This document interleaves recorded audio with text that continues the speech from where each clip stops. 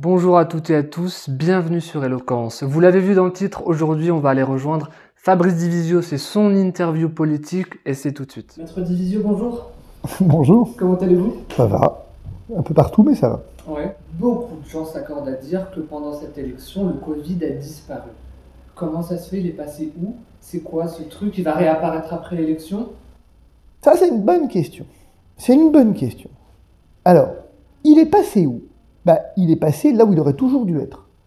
C'est-à-dire au rang de maladie qui est gérée par ceux qui ont la charge de la gérer. Et jusqu'à nouvel ordre, le politique n'a pas le pouvoir ni la responsabilité de gérer les maladies. Ça, c'est l'hôpital qui s'en charge et les médecins. Bon, comme il n'y a plus de médecins, il n'y a plus d'hôpitaux, on a pensé que le politique serait peut-être mieux à même de le faire. Il y a plus de politiques que de médecins dans ce pays. Mais surtout, au-delà de ce que vous évoquez, ce qui m'a beaucoup plus inquiété, c'est que le Covid a disparu, y compris dans les âmes et les esprits, j'ai envie de dire. Que d'une certaine façon, tout ce qu'on a subi depuis 2 ans n'a pas du tout été évoqué. Exactement. Mais pas évoqué. On aurait pu en faire la critique, on aurait pu en faire un Ça débat. a été éludé. Ça a été éludé, C'était exactement. pas pareil. C'était éludé, exactement. Ça a disparu Exactement. du champ politique C'est ça. et l'opposition n'a pas voulu s'en saisir et en faire un sujet. On a fait comme si ça n'avait pas existé. Pourquoi elle n'a pas voulu s'en saisir? Eh bien, il y a 2 raisons. La première, c'est qu'elle-même n'était pas à l'aise sur ses bases, sur cette question. Et je vous raconterai après un truc, mais qui est un exemple qui est intéressant. Et deuxième élément, donc pas à l'aise sur ses bases, et deuxième élément, parce qu'il s'est agi de ne pas froisser une partie substantielle de la population qui, elle, a approuvé ces mesures. Et que donc il a fallu faire de l'électoralisme primaire. C'est ce que j'appelle, et c'est où je voulais en venir, la théorie du Burkini. On est exactement là-dedans en ce moment. Qu'est-ce que vous entendez par théorie du Burkini? Eh bien, en fait, c'est assez simple. Si vous regardez, aujourd'hui, vous avez 2 camps. C'est un truc qui est assez anecdotique quand on y pense. Ouais. Vous avez ceux qui en font un symbole absolument épouvantable et qui se saisissent de la question à corps et à cri pour un non. Et vous avez ceux qui, au nom d'une certaine idée de la liberté, machin, vous disent oui. Mais à la fin, finalement, qui prendra le risque de venir dire ça n'est pas en fait la bonne façon d'aborder le problème et ça n'est pas véritablement un sujet en tant que tel qui mérite qu'on y accorde autant d'importance? Personne. Qu'est-ce qui a fait qu'au début, il y avait un engouement absolument indéniable? Qu'est-ce qui a fait que ça s'est essoufflé au bout d'un moment? Non mais ça s'est Le pas phénomène essoufflé, Zemmour. on a créé, ça s'appelle un feu de paille, Zemmour. Excusez-moi, je suis pas un fin connaisseur de la chose publique. J'ai fait de la politique et je continue d'en faire en ayant créé mon mouvement politique. Et donc j'ai vraiment une dynamique politique, je m'insère dans la vie publique de manière un peu C'est différente. ma question suivante.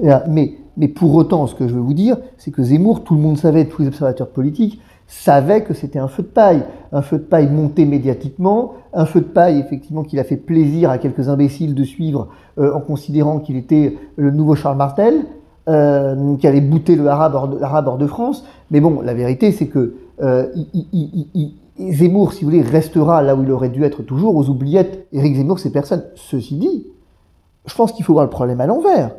Moi, je ne suis pas sûr que ce soit une défaite. Pardonnez-moi, mais certainement, il est parti à 20% ou je ne sais plus combien, et ça a attiré tous les traîtres du Rassemblement national, que le meilleur gagne. Mais arrêtez vos conneries, les mecs. C'est l'incapacité à faire émerger un leader naturel. Vous parliez tout à l'heure, j'ai fait de la politique, je fais de la politique, moi je vais être conjugué au futur, est-ce que vous allez continuer à faire de la politique? Je vais continuer d'en Et faire. surtout, à quel niveau? Est-ce que moi, aujourd'hui, j'ai envie de porter la responsabilité de pouvoir finalement empêcher un député France Insoumise, qui a un groupe parlementaire et quoi que je pense d'eux, eh bien de pouvoir être une véritable opposition à Emmanuel Macron? Est-ce que je veux porter cette responsabilité-là, qui est de dire je vais vers un émiettement des voix pour ma petite personne, en sachant que si je suis élu, je n'aurai pas de groupe parlementaire et que je viendrai satisfaire ma petite personne, je serai très content d'être élu, je viendrai crier révolution à l'Assemblée nationale, mais que j'aurai aucun pouvoir. Est-ce que c'est ça le but? Non, moi, si vous voulez, je n'imaginais pas dans mon pire scénario qu'Emmanuel Macron puisse être réélu. Je pensais qu'il allait frôler le ras des pâquerettes, qu'il allait faire un score finalement très juste et qu'il allait donc renverser la tendance et permettre de faire émerger, il n'y a pas de danger finalement, si vous voulez. Ici, il a quand même un score confortable. Hein.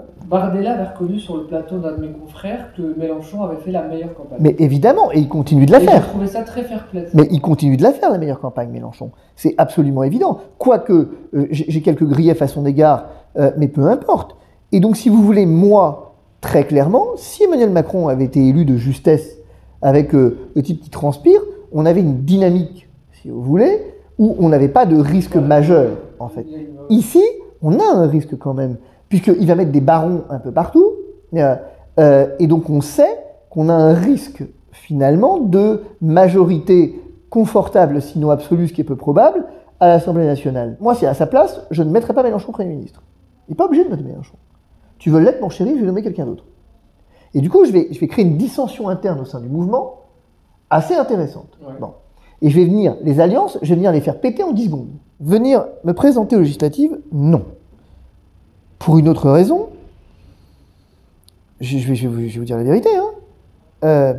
C'est que j'ai un syndrome de l'imposteur. En politique. Ouais. Pas en droit, j'imagine. À droit, non. Mais je pense que je ne suis pas suffisamment formé pour ne pas être achetable. Sur la santé, vous ne pourrez pas m'influencer. Parce que j'ai une expertise, voilà, sur la question de la liberté religieuse, vous ne pourrez pas m'influencer parce que j'y ai vraiment travaillé, que c'est parti tout un processus de vie, que lequel j'ai travaillé sur la famille, vous ne pourrez pas m'influencer parce que c'est vraiment le cœur de ma réflexion. Moi, excusez-moi, je vais dire un truc très franc, hein, j'ai 200 mètres carrés dans le 17e. J'ai 15 collaborateurs. Boulevard Malesherbes. Boulevard Malesherbes, j'ai 15 collaborateurs. Mes revenus sont publics, donc ils ont été dévoilés par la presse, donc je les redonne. Oui, on va pas y revenir. Non, mais je les donne parce que c'est important. Non, mais voilà, les gens peuvent. Les gens, très élevés, des revenus très élevés, je suis parti des 1% de Français. Et j'ai la prétention de représenter les Français. On en est là. Alors, très bien, certains disent il n'y a pas d'obstacle, machin. Tant mieux s'ils C'est le assez disent. paradoxal comme réflexion finalement. Parce qu'on sent une envie, et d'autre part, il y a l'autre réflexion aux antipodes qui vous dit finalement je vais pas y aller, je suis pas légitime. Ce qui m'intéresse, c'est J'ai d'aider. l'impression que vous vous remettez beaucoup en question. Mais je me remets en question, cher ami, surtout, même sur mes positions dans ce Covid. Est-ce que j'ai pas froissé des gens, blessé des gens? Est-ce que mes propos ont contribué à l'unité, à la construction? Peut-être pas, peut-être ai-je été excessif, parfois peut-être n'ai-je pas parlé quand il fallait parler, peut-être ai-je trop parlé quand il ne fallait pas parler. Je veux dire, je n'ai aucun culte de la personne. Et en manif, moi je suis très gêné d'aller en manif, et je l'ai dit à chaque fois, c'est pour ça que j'y vais plus d'ailleurs, entre autres, mais quand les gens m'applaudissent parce que je leur parle, régulièrement, je leur dis vous êtes gentil. Quand ils scandaient mon nom, je leur dis vous êtes gentil, je connais mon prénom. Et j'ai arrêté d'applaudir n'importe qui. J'ai arrêtez. Je vais vous dire ce que je vais faire. Je suis en train de créer un mouvement politique qui s'appelle Rebâtir ensemble. Bah, vous anticipez ma prochaine question. C'est Rebâtir ensemble. Et ce mouvement politique, il n'a... Pardon, officiellement, ce sera le nom. Rebâtir ensemble. C'est ça. Avoir les pieds sur terre et le regard tourné vers la flèche des cathédrales. La politique, c'est ça. C'est avoir les pieds sur terre et le regard tourné vers la flèche des cathédrales. Les pieds sur terre, c'est aider concrètement les gens. C'est trouver 1000 manières de faire de la politique en aidant concrètement les gens. Mon épouse merveilleuse a une expression que je répète à souhait tellement elle est géniale. Elle dit « Avant, on aidait sa voisine ou son voisin âgé. Aujourd'hui, on aide les personnes âgées. » C'est-à-dire que tu n'aides plus personne. Exactement. La deuxième chose, parce que c'est indissociable, avoir le regard tourné vers la flèche des cathédrales. Quand est-ce que était la dernière fois où nous avons fait société, c'est-à-dire communauté de destin? Le soir de l'incendie de Notre-Dame. Exact. Où tout à coup, quand la flèche est tombée, quelque chose de nous est tombé. Athées, musulmans, ce que vous voulez, on s'est unis dans une douleur commune. Et Sylvain Tesson écrit ça très bien d'ailleurs. Et donc, on voit que l'espérance, elle est consubstantielle à l'homme. L'homme a besoin d'une espérance, n'a pas besoin de faux espoirs. Il a besoin de tourner son regard vers la flèche des cathédrales. Emmanuel Macron avait dit quelque chose d'extrêmement intelligent le soir de l'incendie, et que je fais mien. Il avait dit « Nous rebâtirons Notre-Dame, nous sommes un peuple de bâtisseurs », comme transpercé par l'âme des cathédrales. Sauf qu'il a ajouté « En 4 ans, nous reconstruirons », ce qui, ça, du coup, est stupide, parce que vous avez une espèce de volontarisme complètement stupide. Moi, le mouvement politique que je dessine, voilà comment ça va se passer très concrètement. 1, nous allons désigner, je vais faire un tour de France pendant 1 an. Dans ce tour de France, nous allons désigner des compagnons. Le mot, je l'aime bien parce qu'il fait référence à ce chantier des cathédrales. Ces compagnons, ils auront un objectif, c'est représentants du mouvement dans les territoires partout en France. Précisément de faire de la politique autrement. Votre boulot, si vous êtes compagnon, c'est de créer une dynamique d'aide. Une dynamique d'aide concrète. Je veux pas que vous ayez, je m'en fous. Je veux pas que vous me rameniez des militants, j'en ai rien à foutre, j'ai pas besoin d'évangélisation des militants, je m'en fiche. Comment aider, comment faire des bourses à l'emploi, comment effectivement faire du soutien scolaire, comment se mettre en lien avec les associations locales pour essayer de travailler avec elles, comment être sensibilisé, être au courant des questions de discrimination, venir véritablement. Pour ça, on va vous doter d'une caméra et d'un micro pour que vous puissiez nous rendre compte en temps réel vous soyez une espèce de véritablement reporter de l'avancement, mais plus que ça, que vous puissiez être une espèce de doux médecin qui vient prendre le pouls d'un territoire, et que vous puissiez le restituer à l'ensemble des Français, et que nous puissions voir si le Nord a les mêmes problèmes que le Sud, en images, en vérité, qu'on incarne, qu'on puisse faire témoigner votre grand-mère, votre mère, votre cousin, votre sœur, qui n'arrive pas à trouver un emploi, mais qu'on puisse aussi faire témoigner votre cousin, votre mère, votre sœur qui s'est merveilleusement intégré, qui a grâce à celui-ci ou celui-là trouvé à l'association, qu'on puisse donner des paroles aux associations locales, qu'on puisse véritablement incarner les choses. Ça, c'est la première année. La deuxième et troisième année, je pars, et le programme est déjà rétabli, faire le tour des 27 pays de l'Union. D'accord, donc après, ça c'est une sacrée annonce, après le Tour de France, absolument. Un Tour d'Europe. Un Tour d'Europe. Des 27 pays. J'ai déjà prévu effectivement mon planning. Je me suis arrangé ici avec mes associés pour que finalement je ne sois pas tellement présent. Avec un objectif, qui est d'aller voir comment l'Europe s'incarne dans la vie des gens. Allons voir comment elle s'incarne. Est-ce qu'un Portugais reçoit l'Europe comme la recevrait un Suédois, un Polonais? Allons voir tout ça. Allons voir comment ils la vivent. Allons voir comment les problèmes, les fractures que nous avons identifiées en France trouvent effectivement en miroir à se projeter ailleurs en Europe, et de quelle façon. Et voyons, qu'est-ce que nous disent les Français de l'étranger qui, eux, ont cette double culture. Voyons. Et donc nous nommerons là des ambassadeurs. Les compagnons que nous avons nommés précédemment, eh bien, seront relayés par des ambassadeurs. Ce mot étant important à l'heure où les diplomates sont galvaudés par Emmanuel Macron, nous créons des ambassadeurs dont le rôle, là aussi, sera d'incarner la grandeur de la France à l'étranger par des aides concrètes. Et si on avait eu, pendant le Covid, la Suède, avec des reportages en Suède ou ailleurs, on aurait peut-être pu avancer sur certaines choses en termes de perception de l'opinion. Moi, ce qui m'intéresse, c'est de donner à voir. Donc ça, c'est la deuxième début de troisième année. Je vous propose, dès que la première année est terminée, on se revoit et on fait un point. Ah mais pas de problème. Pour voir entre vos aspirations et le résultat. Et en fait, surtout après, il y a quelques pays du monde où je vais aller voir, donc je vais sortir des frontières de l'Union européenne. Troisième étape, où je vais aller voir aux États-Unis certains trucs, je vais aller voir en Suisse certains autres, je vais aller voir, en fait, je vais quelques grands pays comme ça en Argentine, quelques grands pays que je voudrais aller voir pour comprendre certaines choses. Les États-Unis, je connais, mais pas tout. Il y a quelques États que je voudrais aller voir. Je voudrais effectivement, notamment la Suisse, pour la formation professionnelle. Je voudrais aller voir quelques pays comme le Japon. C'est de comprendre certaines choses. Une fois qu'on a fait ça, là on a un programme. C'est là où on aura un programme. Ne vous laissez pas ravir l'espérance. Et puis surtout, l'humilité est une vertu. Je veux dire, vous savez, c'est ça, l'humilité est une vertu. Moi, c'est ce que je vous ai dit tout à l'heure. Moi, j'ai pas d'ambition de pouvoir, j'ai pas d'ambition. Moi, ce que j'aimerais, c'est pouvoir faire émerger des personnalités. Oui, parce qu'il y a un dernier point qui est intéressant, c'est que à ce mouvement politique sera adossé un institut de la formation à la vie politique. D'accord. Dire, je ne veux pas de militants, je ne veux pas de gens qui soient dans une secte.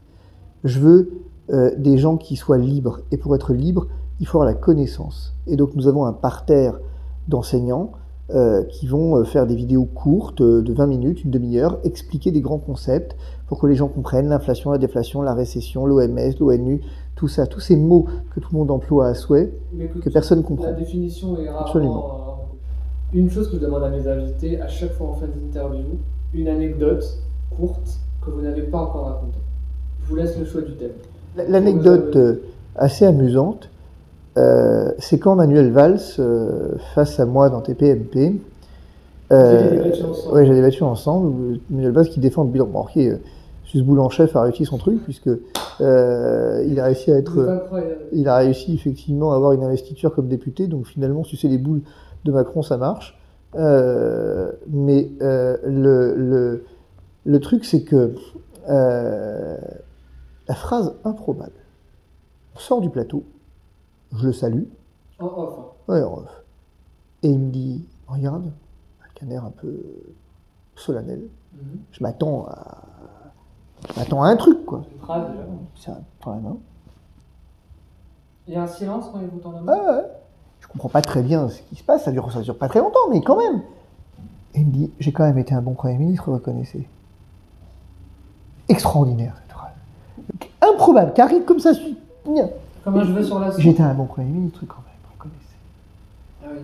Et du coup, c'est une question. Il n'a pas évoqué votre débat. Pas du tout. Pas demandé comment vous Pas du tout. alliez, Pas du tout. vraiment, J'ai été quand même un Premier ministre, vous reconnaissez. Ça en dit long. Là, je dis, c'est une question ou une affirmation? Ça en dit long. Puis j'aurais répondu, si vous le dites. Si vous le dites, l'important c'est d'en être convaincu, monsieur Valls. Il va revenir en politique. Il est député, il va. Non, mais je veux dire au niveau national. Emmanuel Macron l'a envoyé, il veut bien l'investir. En fait, je sais ce qu'il a fait, Emmanuel Macron.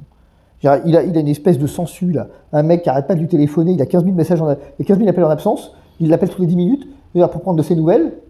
Du coup, d'un moment, il dit, bon, qu'est-ce que tu veux? Tu veux être député? Ok, vas-y, tu sais quoi? Tu commences par l'Espagne et le Portugal, je peux t'investir si tu te tires de France, quoi. C'est ça. Si je t'ai pas sur le dos et que t'arrêtes de m'appeler, promis, effectivement, t'as un poste à 2000 bandes de chez moi, quoi. C'est ça. Et si tu continues de m'appeler, je te confie un poste, mais ce sera au pôle Nord. C'est ça qu'il a fait, hein. Merci Fabrice. Je vous en prie. À très bientôt. À bientôt. Bon courage. Merci à toutes et à tous d'avoir regardé cette vidéo. Je vous donne rendez-vous dimanche prochain, comme d'habitude, pour une nouvelle interview, un nouvel entretien. Exceptionnellement, début de semaine prochaine, on aura une vidéo en immersion en pleine campagne législative avec mon ami Franck Tapiro que vous connaissez. Je vous donne rendez-vous semaine prochaine et dimanche prochain pour la nouvelle interview. D'ici là, prenez soin de vous. Ciao.